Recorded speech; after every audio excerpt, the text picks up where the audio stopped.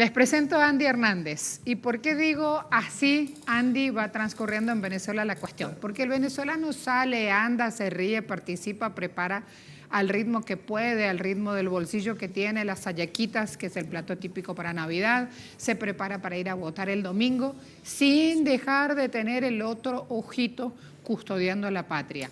Y ahí viene la introducción al análisis de hoy. ¿Quién mejor que el trabajador, el obrero, para saber qué hacer para cuidar su patria?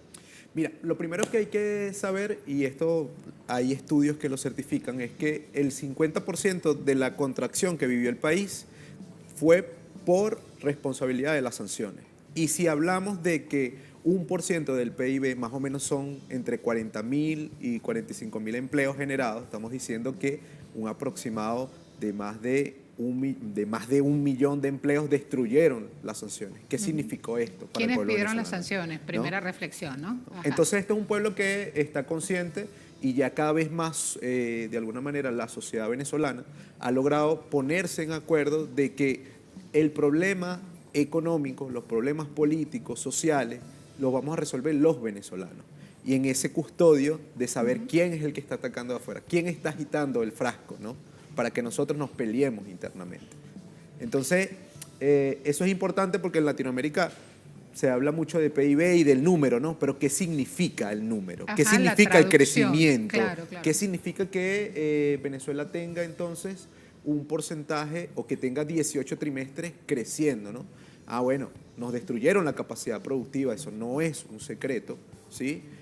Somos un país altamente dependiente del recurso petrolero, del recurso energético. Aún en este Sí, 2025. aún en este 2025, a pesar de que hemos hecho grandes esfuerzos y que las exportaciones, por ejemplo, no petroleras, han crecido más del 80%. Eso no es una ilusión. Sin embargo, la capacidad que tenía el proceso bolivariano, el proceso venezolano de distribuir la renta, que es un elemento muy importante y característico, las misiones, las casas de alimentación, un conjunto de políticas sociales que permitieron distribuir esa renta a destruirse y atacar la principal industria, que es la industria petrolera, que es la que financiaba todos los programas sociales, se vio la necesidad de recomponer aceleradamente, porque no es que no se estaba haciendo, sino que se estaba haciendo financiando o abocando una vieja tesis que era sembrar el petróleo en la industria, en la agroindustria y por supuesto en otros sectores de la economía. Ahí te interrumpo cortito, Andy. Por algo el presidente Maduro ayer decía, a la CIA le han metido billete, Claro. a la CIA le han puesto plata y buscan atentar contra la infraestructura petrolera, sobre todo del país. ¿Por qué? Porque saben que ese es el gran resguardo de la patria venezolana. Fíjate, para ponerlo en números, o sea, de cada 100 dólares, por decirlo, o 100 divisas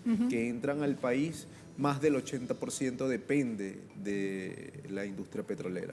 Es decir, sí, se ha hecho un esfuerzo por diversificar la entrada de ingresos al país, pero seguimos teniendo un grado importante, incluso en el plan de desarrollo, que se le conoce como la Ley de las 7 Transformaciones, aprobada por la Asamblea Nacional, o el programa de las 7 Transformaciones.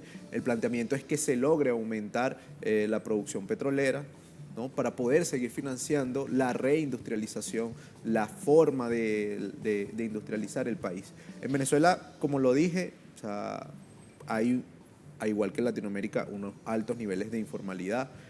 Hay que recuperar, hay unos grandes desafíos, no es que ya estamos en absoluta recuperación, pero lo que sí es cierto es que ya no estamos en la depresión constante que hasta el 2020 teníamos. Fíjate que lo que estás diciendo de alguna manera apalanca o ratifica lo que pasó el fin de semana con estas imágenes que el mundo vio, 50.000 personas bailando en un estadio, sí, bailando reggaetón del viejo, otros participando en ferias cafeteras, que también se viene una en los próximos días. ¿Por qué? Porque hay que salir del petróleo y también vender las otras riquezas de Venezuela, el café, cacao, el ron delicioso, los camarones, hay cantidad de productos que se trabajan. Pero hay uno muy interesante que ayer el presidente Maduro en este balance de asambleas de base mencionaba, y es: Si Trinidad y Tobago no compra el gas, ahí está Colombia listo. Claro. Y esto nos da un punto de vista sumamente bueno para analizar en este momento, Andy. Sí, fíjate que el tema geopolítico es sumamente importante para poder entender también la situación económica en la cual nos encontramos. O sea, efectivamente a nosotros nos han intentado bloquear a nivel internacional todas las relaciones económicas. Es decir, que tú puedas tener recursos, pues decir, que puedas tener helado, pero que nadie te pueda comprar el helado, ¿no? Que tú puedas tener entonces petróleo, urea, capacidad de financiar tu economía interna, pero entonces te bloquean los mecanismos de pago. Te bloquean sacan la del forma, SWIFT, ¿no? por ejemplo, para Exacto. hacerte daño. Entonces, la gente a veces, porque hay un aparato mediático muy fuerte, por eso Telesur es sumamente importante y las telecomunicaciones son sumamente importantes, porque permiten desanudar los puntos críticos o ese lenguaje que dice, bueno, es que es culpa de todo lo que sucede, es culpa de alguna manera, de la postura de la política gubernamental, ¿no? Y que nosotros podamos tener apertura a los que son nuestros socios naturales, ¿no? Porque Colombia es un socio natural de Venezuela, somos prácticamente, como dice el presidente Petro, una patria que nació conjunta.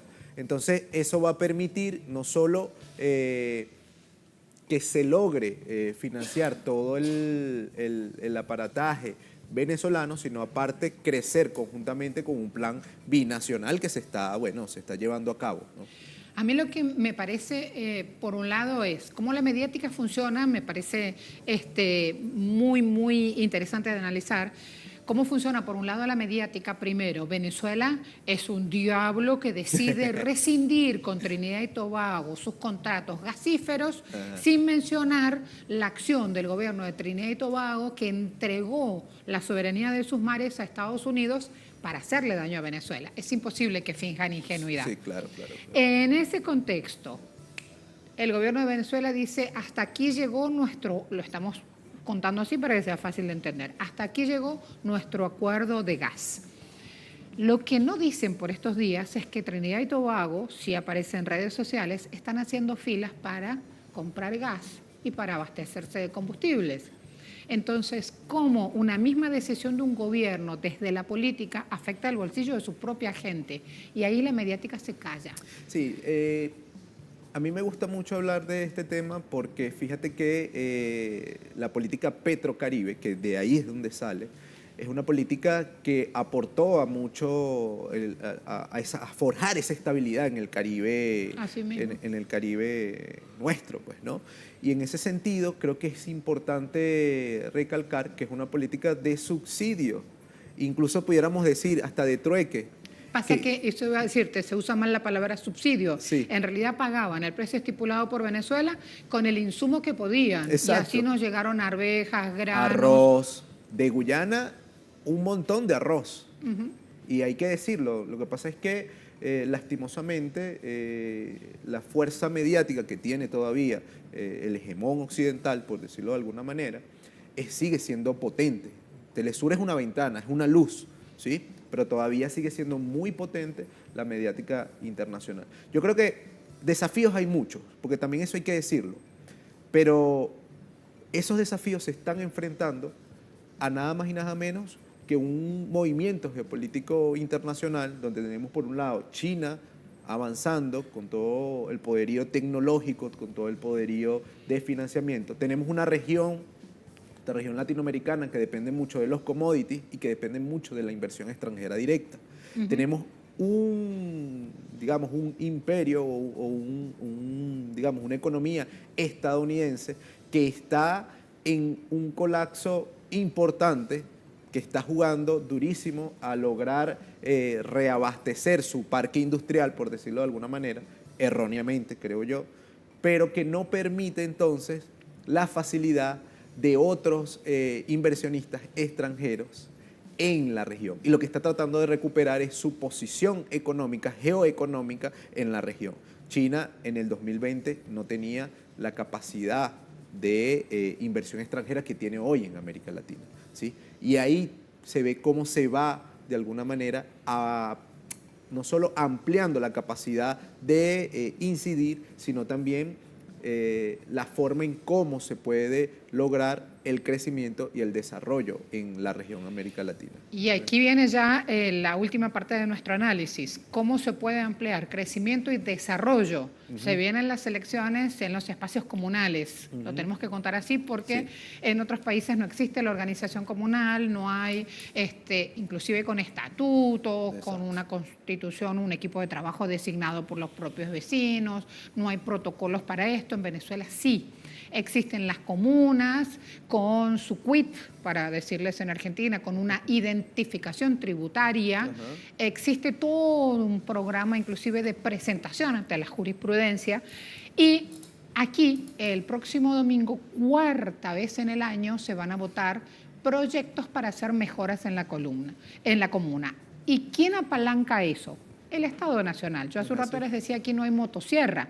Aquí el Estado es el que va a financiar esos 2 proyectos más votados en las comunas. A veces inclusive alcanza el dinero para el tercer proyecto más votado, también le queda ahí un resto y entre todos unen, y el tercer proyecto puede ser, no sé, alcantarillado, mejorar una escuela, X, lo que se necesita en la comuna. Mira, lo importante es que no es solo un mecanismo, tú me estás hablando de un solo mecanismo de financiamiento que, bueno, que es el como que de alguna manera hemos ampliado para el mundo, claro. Sí, que es el de la consulta, pero hay otros mecanismos de financiamiento especiales para las comunas. Creo que lo importante es qué se está financiando de esto. Nosotros hasta ahora hemos ensayado, bueno, el atender problemáticas muy puntuales en las comunidades, en todas las comunidades. Por ejemplo, contémoslo así. Por ejemplo, restablecimiento de los espacios recreativos, restablecimiento de pozos de agua, restablecimiento del alumbrado, ¿sí? Atendiendo problemas muy concretos, pero ahorita creo que estamos llegando a otra etapa, porque el gran financiador de todo el crecimiento siempre ha sido el Estado en cualquier parte. Que los neoliberales digan, no, es que no queremos Estado, pero sí queremos que nos financie la recuperación de la empresa o del banco, ¿no? O de cualquier otro mecanismo financiero.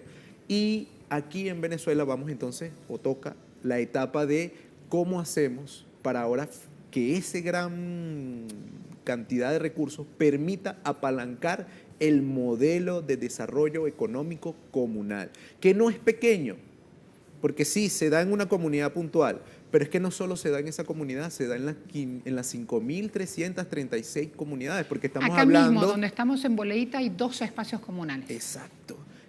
Y ahí es donde, y de hecho hay una experiencia aquí de procesamiento de café, ¿sí? Y empaquetamiento de café. Entonces, hay un proceso económico que se va a financiar, que es la etapa que creo que vamos a entrar ahorita, en donde vamos a apalancar esa nueva generación de empleo que va a enfrentar unos desafíos que tenemos y que hay que decirlo. O sea, el desafío de cómo garantizamos una nueva forma de seguridad social, cómo garantizamos una nueva forma de administrar el ejercicio de salud, cómo garantizamos entonces que los servicios que se tienen que producir el agua cuesta, producir la luz cuesta, distribuir la luz cuesta, se da bajo otra lógica que permita una generación de empleo, de trabajo, localizados, territorializados, y que ese excedente que se genere permita pensar no solo en esa comunidad, sino en la alianza de las nuevas formas de pensar el territorio, un desarrollo territorial ordenado y que permite entonces la participación económica y política de los ciudadanos.